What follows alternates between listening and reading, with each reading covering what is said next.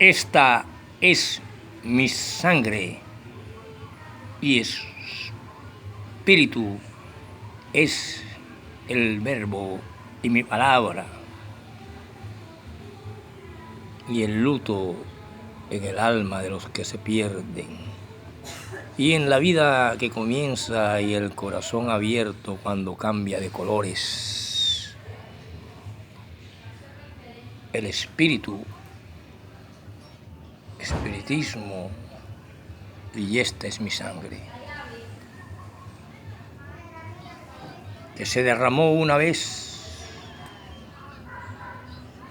para siempre, cuando aún no había Mendeley ni siquiera imaginado la tabla periódica. El ruso jamás pudo encontrar los elementos que componían la sangre humana. Y si no pudo encontrar los elementos con que se puede hacer sangre humana,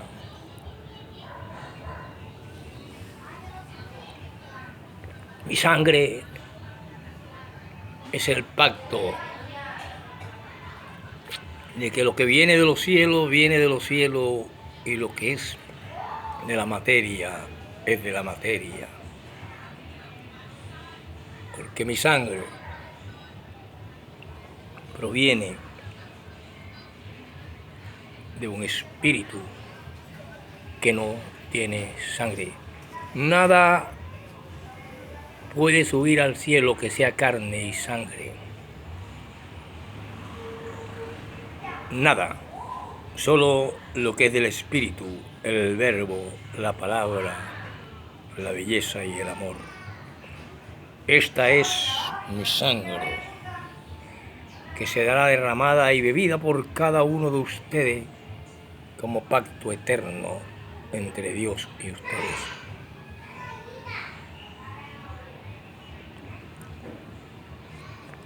Tal dice la palabra santa.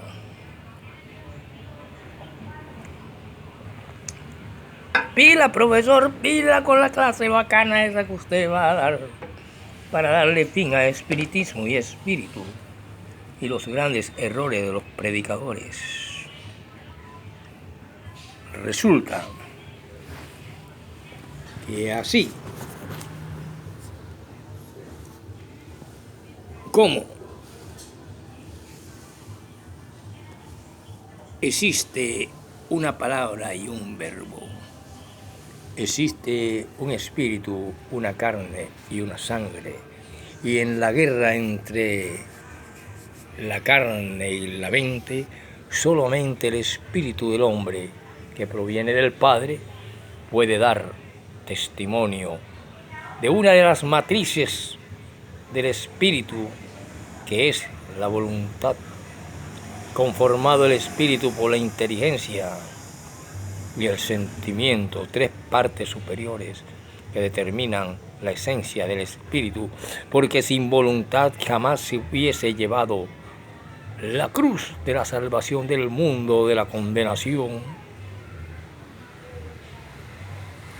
al Gólgota, al monte la calavera, y esta mi sangre quedó para siempre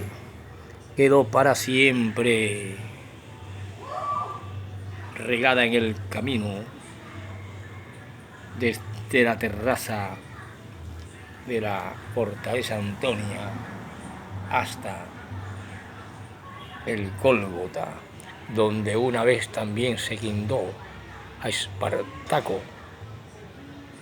Mucho antes o mucho después todavía se seguía guindando, y ahí fue guindando el Hijo de Dios que dio su vida por cada uno de vosotros. El espíritu, entonces, para poder concluir esta clase, tuvo grandes confrontaciones y ha pasado por muchas controversias y malas interpretaciones, debido a que las raíces de donde provienen son muy poco entendibles en otros idiomas, y de esa manera pudimos ver que han visto grandes confrontaciones y ha tenido el espíritu grandes conflictos que determinaron la era de tinieblas espirituales sobre la tierra. ¡Viva el profesor Robinson! Nadie como él. ¿De dónde saca esa sabiduría? Dicen que usted ha estado dentro de cada una de las diferentes sectas que conforman la actualidad en la tierra, pero que al mismo tiempo es tan leal su esencia, que las entiende y conoce sus debilidades. Al fenómeno, para destruirlo hay que conocerlo. Es un hecho científico. En la antigüedad también existieron todas esas sectas que trataban de interpretar el espíritu. Sectas como las gnosis, esenios, juancistas, barrabasistas, saduceos, fariseos y las que dominaban en Samaria. Por lo tanto, al caminar por los mapas de la antigua Palestina y luego penetrar al norte a Roma y llegar a Grecia y llegar cerca a Filipo de Macedonia, allá en Macedonia, padre de Alejandro, toda esa época fue de tinieblas espirituales. Ustedes han sido beneficiados con saber acerca de qué es espíritu y qué es espiritismo. Porque dice que las eras de tinieblas espirituales se encuentran registradas en un libro que escribió precisamente uno de los grandes que escriben las epístolas generales, pastorales y soterológicas. Y en una de esas dice: cuando se dirige a la congregación de Tesalonia, allá en el 2, 3 y 4, dice el apóstol que conoce a Jesús en una caída del caballo 20 años después de su muerte, él dice que en su segunda carta a los tesalonicenses produjo la gran apostasía y predijo esta apostasía que había de resultar en el establecimiento del poder. En ese establecimiento del poder, de ese poder que tenía un hombre y que se conoce como poder papal, y declaró respecto al día de Cristo que ese día no puede venir si que venga primero la apostasía y sea revelado el hombre de pecado, el hijo de perdición, el cual se opone a Dios y se ensalza sobre todo lo que se llama Dios o que es objeto de culto, de modo que se sienta en el templo de Dios ostentando que Él es Dios, dice Pablo. Y además el apóstol advierte a sus hermanos que el misterio de iniquidad era ya orando, dice ya en los versículos 7. Ya en aquella época veía él que se introducían en la iglesia errores que prepararían el camino para el desarrollo del papado mismo. Poco a poco, primero solapadamente y a hurtadillas, y después con más desembolso, conforme iba cobrando fuerza y dominio sobre los espíritus de los hombres. Por lo tanto, las iglesias se encontraban todas y las congregaciones en un gran conflicto de siglos, en un gran conflicto y en una era que se conoció como la era de tinieblas espirituales, y tal parece que la humanidad la está padeciendo actualmente con tantas sectas religiosas y tanto hombre mediocre en los púlpitos que han vivido y convivido con la maldad, y cual sepulcros blanqueados se sienten dueños del cielo porque se han aprendido 5 versículos de memoria. De tal manera que así vemos que el Hijo de Dios... Profesor, por favor, profe, que nos da miedo, profe, eso de apostasía. Y, profe, concluyamos con el espíritu, porque las cosas de Dios a veces nos dan miedo, profe. No se preocupen, queridos estudiantes, que pronto entraremos a la literatura boliviana. Decimos que el Hijo de Dios, ungénito de Dios, o ungénito significa único.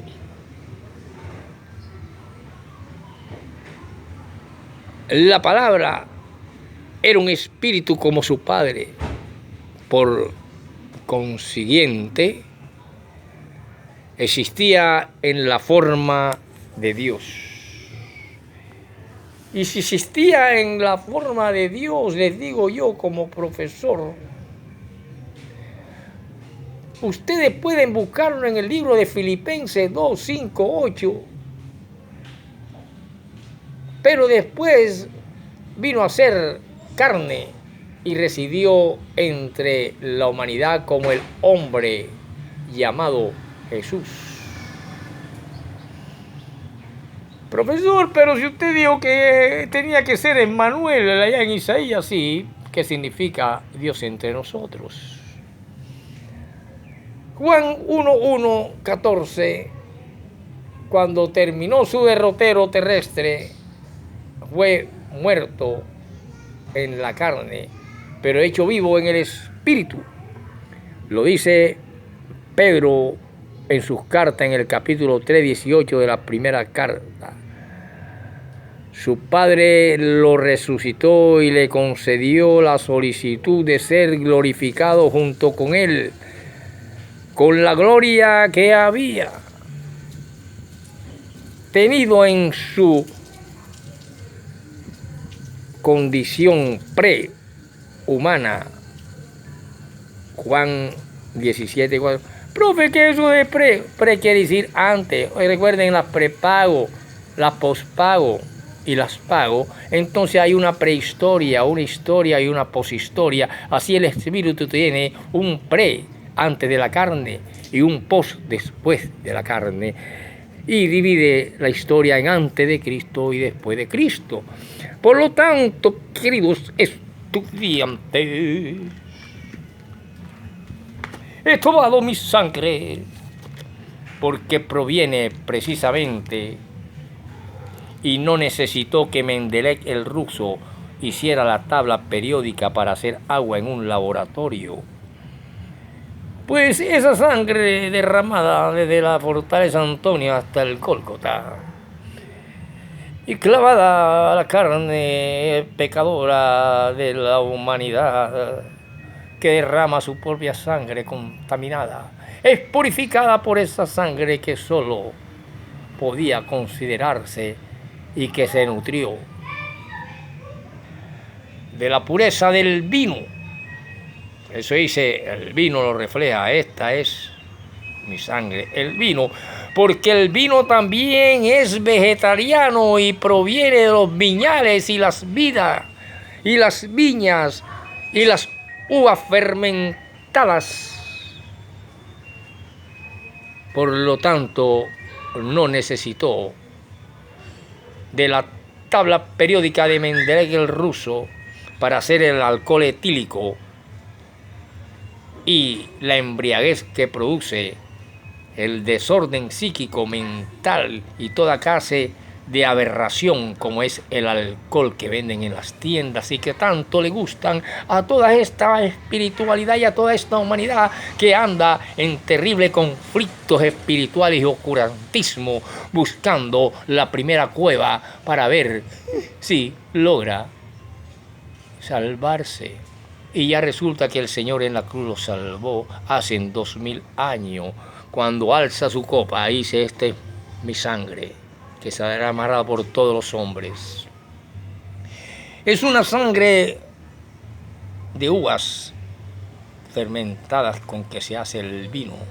Es una sangre purificada que no tiene y que es tan puro el estómago, igual que el de Juan el Bautista, que se alimentaba solo de miel y langosta. El Señor, su vino es de uva fermentada o vegetales, porque la uva pertenece a los vegetales. En él no se encuentra un chicharrón de aquí, del Guásimo, en el barrio Laya, en Barranquilla, ni una chinchurria del mercado Verano, ni la butifarra de Pacho Galán de Soledad, que tanto le gustan a usted, señor predicador, dice el predicador desde el púlpito, con su estómago totalmente sucio y sus olores fétidos de tus vientos sagrados, como dice la hija del poeta Ferreira, que eso no se llama peo, sino viento sagrado. Y porque ella es beata, mojigata y teutaca.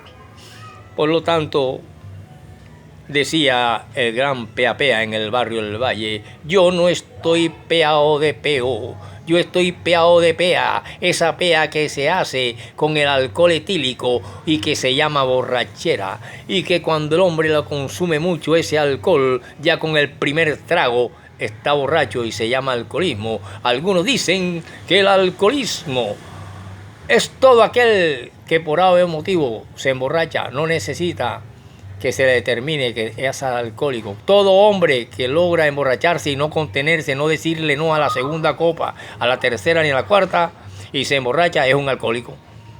Porque es hecho con la tabla periódica de Mendeleev de Rusia, el que descubre una cantidad de elementos sólidos, líquidos y preciosos como el oro, la plata y todas esas cosas que en la tabla periódica están clasificadas en colores y son más de 100 y pico, hasta hace poco, de elementos químicos, se le llama, con que se ha disparado la ciencia hasta el día de hoy, embruteciendo al hombre con el alcohol etílico. Y de esas uvas podridas también bebió Noé para que nacieran los sefardistas, los jafesistas y los semitas. Y ahí se bifurcó la raza humana en todo el planeta Tierra, naciendo de los jafeístas, los rusos y los chinos. Siga, profesor, que usted sí enseña bonito, profesor. Hazme silencio, caritemico, y escucha lo que te digo. Y para todo eso, desde la antigüedad, la materia necesitó evolucionar para que su espíritu también evolucionara, conforme a lo que su medio ecológico y su medio ambiente le brindaba al hombre para crear el núcleo social llamado hogar y vivir sociológicamente hasta llegar a Moisés, que ve que ese pueblo desordenado y ese pueblo sin ninguna clase de dirección necesitaba sociológicamente la ley para poder ser ordenado y poder determinar que había delito cuando se infringía la ley. Y la ley fueron 10 mandamientos. Pero en época de Jesús encontró 900 mandamientos. Entre esos no salgas el sábado porque te levantan a piedra y te matan. Si sales 2 cuadras el sábado. Entre esos 900 leyes estuvieron siendo aceptados por la costumbre, la tradición de un pueblo que se rebeló contra Dios, y Dios hizo que luego lo aceptara cuando vio sus prodigios y vio su poder sobre la materia creada. ¿Quién es más grande? Mendeleev, que hace alcohol etílico, o el creador, Génesis 1, y en el principio Dios creó los cielos y la tierra. Entonces, si tú miras las eras cuaternarias cuando aparece el hombre, te darás cuenta que antes de Adán existieron épocas o eras llamadas primaria, secundaria y terciaria. El hombre aparece en la cuarta. sea de un mico o no de un mico, y que en las otras aparecieron los vegetales. En el primer día Dios hizo los cielos y la tierra, después los vegetales, el hombre lo hace en el sexto, que viene dando cronológicamente más o menos en la era cuaternaria a finales y comienzos de la quinta. Por lo tanto, las Sagradas Escrituras se ajustan precisamente a la evolución del hombre hasta que aparece Adán en la era cuaternaria, cogiendo manzanitas y uvitas y peritas, y aún su sangre no estaba contaminada, como no estaba contaminada la del Señor Jesús. Pero usted que predica, profesor Ferreira, que le gusta tanto la morcilla de cerdo dulce, y que ahora después de hacer y de ser, ahora dice que usted puede decirle al cojo, anda en nombre del Señor, y el cojo anda. Pero resulta que ese cojo nunca ha sido cojo. Y un billetico de 20 en el bolsillo a 3 cuadras antes de llegar a un hombre, le dice, llega y di que tienes 3 años, que tú no puedes alzar el brazo, que lo tienes pegado. Y así dice el hombre, tengo 3 años en la multitud de tener el brazo pegado al cuerpo y no lo puedo mover. Y la gente, milagro, milagro. Y ahora yo te digo en nombre del Señor, lanza una piedra. Y enseguida el brazo se despega y la lanza porque le dieron el nombre del Señor. Pero no, el Señor no había visto los 20,000 que tenía en el bolsillo que le dio el pastorcito. Con Robinson Ferreira, hablemos de Biblia. No de chantaje y mentira. Dale el diezmo al César lo que es del César y a Dios lo que es de Dios. Eso significó cuando se lo cogieron pillado para ver si se caía y decir a quién tenemos que dar diezmo o impuesto, si quiere cambiar la palabra, al César o a Dios. Bueno, había que pagarle una deuda externa a Roma. Estados Unidos ahora nosotros que llevamos esa pesada cruz para pagarla, y ustedes, los ricachones, no quieren dar ni 5, que la paguen los pobres, que son los cristianos. Cristianos. Organización y lucha, decía el Mesías, pero no con espada, sino con la palabra y el Espíritu de Dios. Por eso esa sangre preciosa se derramó, y esa sangre que bebí es mi sangre. Nos vemos en la próxima clase, queridos estudiantes.